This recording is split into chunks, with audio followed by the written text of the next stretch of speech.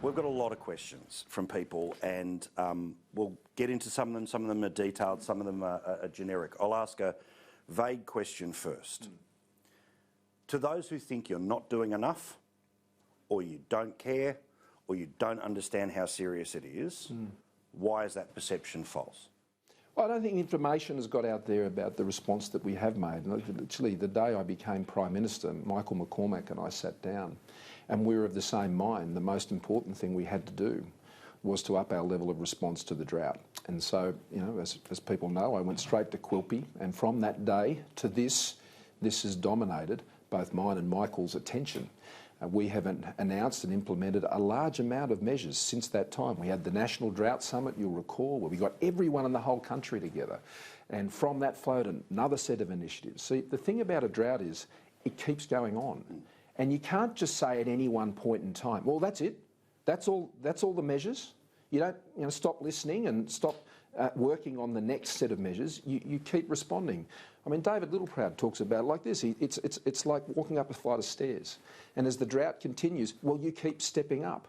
And you also need to be in a position to keep stepping up in the future. So our response has three components. The first component is to provide direct assistance to farmers and graziers and their households. The second component is to support the communities in which they live, and they're affected more broadly by the loss of income going to those communities because of the drought. And the third is to deal with longer-term resilience issues. And they're all important. And our response has covered all three and continues to be added to. I mean, the first one with the farm household allowance, what that means is, just over a 4-year period, they will have received each family about $125,000 each family. Now, that's on top of what other income they may be able to earn. So if you go on Newstart, let's say you lose your job in the city, you go on Newstart, you can't earn $100,000 and still get Newstart. You can't have $5.5 million in assets and still get Newstart.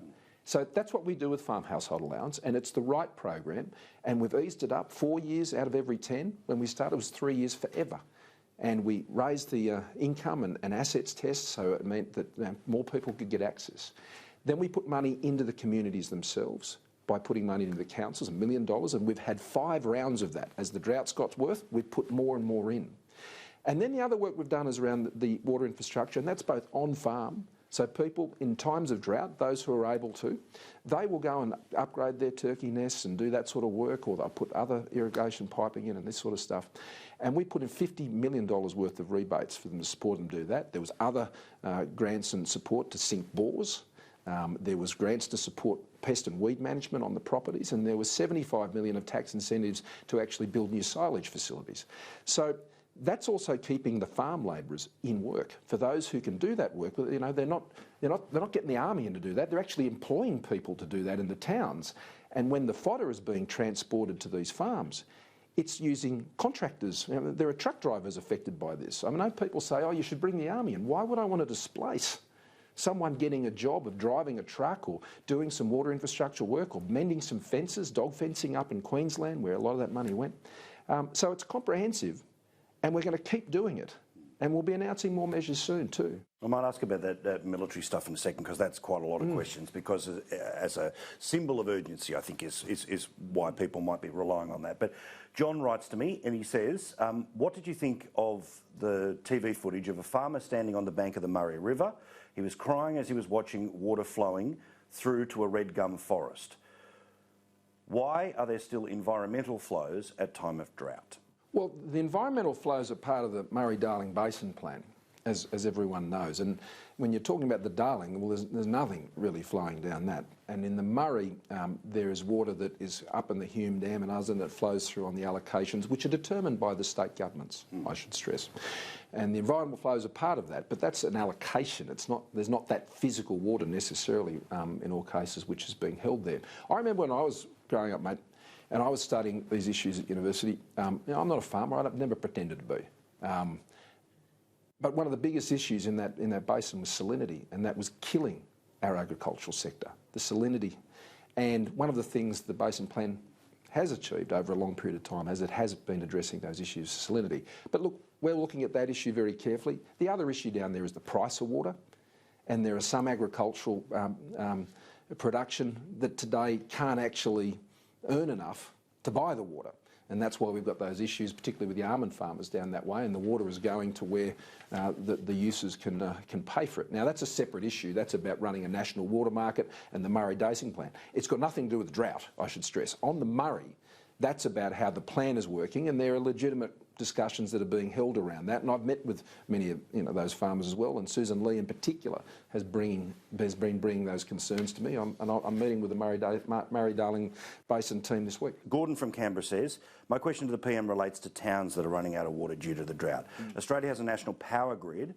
Why don't we have a national water grid? Well, we are putting that very water grid in place now. It only stood up this month, and that will build, and that will be managing some 21 national projects which are running in several states around the country, including the Dungowan Dam that I was up with the Premier announcing the other day. And so there is this network of water infrastructure. But what I need to stress is when you're managing a drought, everyone has a job. Commonwealth Government has a job, State Government has a job, local councils have got a job.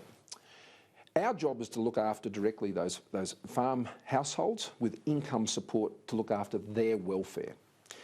And we've also put money into these towns as well. But we've let them make the decisions. So we've put $1 million into over 120 shires and council areas. But we've said, you've got the projects. You tell us what you think is most important. You make those decisions. And those projects have been everything from upgrading the local amenities block and the town hall, which has put people in work, through to water cartage as well. State governments look after the animal welfare. Now, what that means is the fodder subsidies, the freight subsidies, that's done by state governments, and they pay for that, and those programs exist in New South Wales and in Queensland. Now, I've been assured by the New South Wales government that they have the arrangements in place to support those towns, that as their water draws right down, that they'll be having the water in place in those towns to avoid that outcome. Now, that's their job, but it's a bit like saying, well, ScoMo, why haven't you put more New South Wales police officers on the beat during a time, or so that when those situation was happening down in Victoria some time ago, and there was a real law and order problem down in Victoria, why won't you put more Victorian police officers on the beat? Well, it's because we don't run the Victorian Police Force or the New South Wales Police Force. In a drought, everyone has to do their jobs, and we'll do our job. State governments need to do their job, and local councils need to do theirs. Well, you may well have preempted this one, which is Wayne, who's watching us in Rockhampton tonight. He says, the PM can allay the fears about the drought if we could buy fodder from places like the US, New Zealand or wherever has it by the shipload, send a ship to all the large ports in drought areas, sell this hay at $10 a bale, which farmers will be prepared to pay, with the federal government picking up the difference in any way. Apart from sourcing it, what's your view about the federal government subsidising or outright buying the feed that would keep the animals alive? Well, getting access, this is what's been advised to us by the feed sector, and that is they haven't asked us to do that. There is Australian farmers who are actually growing feed and they're selling it into this environment, and that's important for them, but there are also Australian farmers who are buying feed that aren't necessarily affected by drought. Now, what they say to us is you go and subsidise something, it pushes up the price. But again, that's not a matter that we're getting directly involved in, because it's not for us to determine fodder subsidies or freight subsidies. The New South Wales and Queensland governments will be making their judgments on that. Now, I've been meeting, obviously, as you'd expect, with the National Farmers Federation pretty regularly, and certainly the Drought Minister and Ag Ministers have as well. They haven't recommended, they had their drought strategy they released just last week, I think it was. They have not recommended additional freight or fodder subsidies. Now, it's a contested area. The thing in a drought is, I understand, mate, while everybody feels passionately, this isn't a competition about who feels the most. We all feel it. All feel it. Your viewers will feel it, listeners around the country, they all feel it. But most importantly, the people who are experiencing it, feeling it.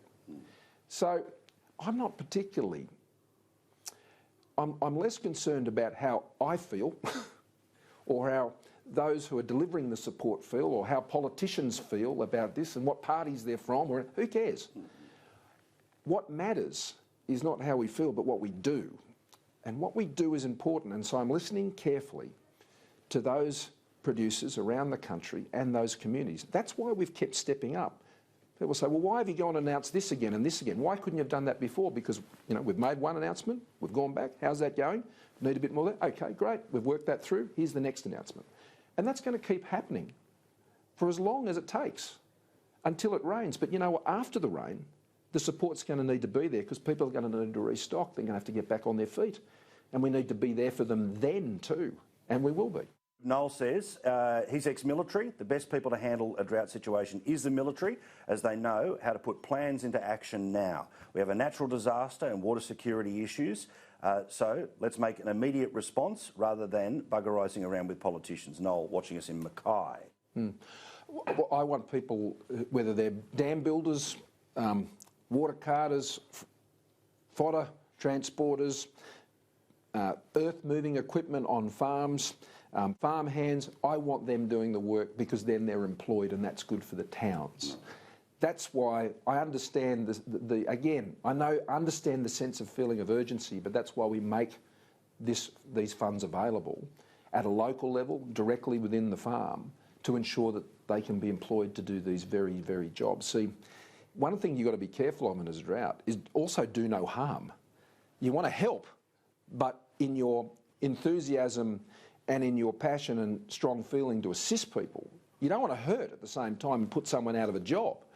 And we saw the same thing up in North Queensland when they had the floods. And the Army had a role there for a period of time, particularly when we're assisting with things like carcass removal and transporting some things around in an urgent situation, because that all happened in the space of 48 hours. So look, you've got to address the crisis situation as you find it. The drought is something that goes on for a very long period of time. And so if we believed that the bringing in the military at particular points to assist, well, those resources are available. But so far, that would mean putting someone out of a job to do just that, putting someone out of a job in a town that we want them to be in a job in, so they'll go and go to the local OGA, or they'll go to the local pub, or they'll pay for whatever they need to pay for in the town. This is from me. How do we make sure that that we don't get a school halls-like effect when you've got a lot of money and a lot of assistance going around? Point. That we don't end up with $800,000 for a patio. This is very important, and that's why the program that we've had is sort of dripped out. So there's time for the local councils.